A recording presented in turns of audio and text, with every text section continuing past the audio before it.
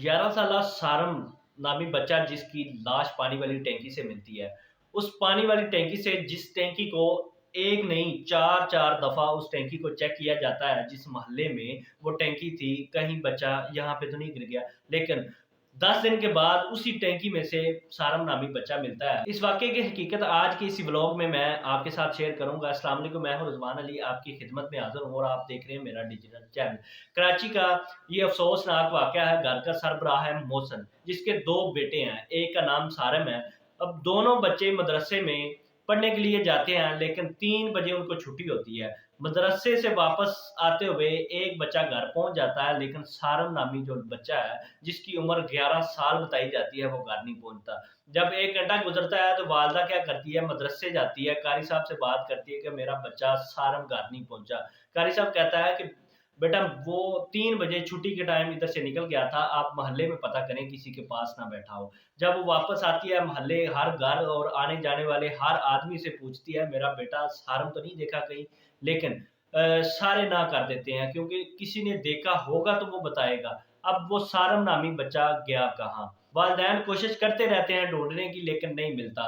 दूसरे दिन वालिदैन पुलिस वालों के पास जाते हैं, एक एफआईआर दर्ज करवा देते हैं। एफआईआर दर्ज करवाने के बाद एक कार्रवाई पुलिस वाले शुरू करते हैं। जब कार्रवाई शुरू करते हैं, सबसे पहले जाते हैं वो कारी साहब के पास, जो कि मदरसे में था। अब कारी साहब से पुलिस वाले पूछ-गाछ करते हैं। कारी साहब कहते हैं कि आप कैमरे सीसीटीवी चेक कर लें, अगर आपको कोई क्लू नज़र आता है तो मैं हर न्याय देने के लिए तैयार हूँ। लेकिन कारी साहब ने ये कहा कि 3 बजे छुट्टी होती है, 3 बजे ये दोनों भाई यहाँ से निकल गए थे। अब दोनों में से एक घर नहीं पहुँचा, लेकिन सारम नामी बच्चा जो कि जिसकी उम्र 11 साल है, वो घर नहीं पहुँचा।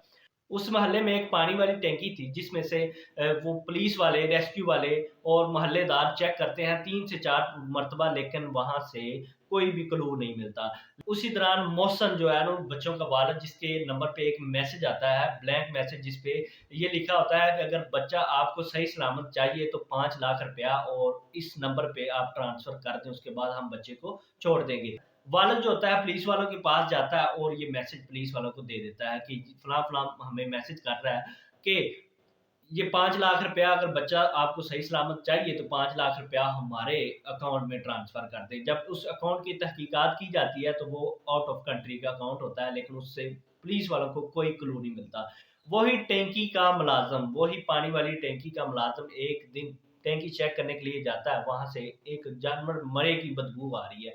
वो देखता है कहीं यहाँ पे कोई जानवर तो नहीं मरा हुआ, लेकिन वो टैंकी का जब ढक्कन ओपन करता है, खोलता है, तो वहाँ से उसी बच्चे की लाश मिलती है। जब एक लाश मिलती है, तो वो पुलिस वालों को कॉल करता है। जब पुलिस वालों को कॉल की जाती है, पुलिस मौके पे पहुँचती है और जब उस बच्चे को बाहर निकाला जाता है, तो देखा जाता है वही 11 साला सारम नामी बच्चा, जिसकी पुलिस वालों को पिछले कई रोज़ से तलाश थी कि सारम नामी बच्चा गया कहाँ से।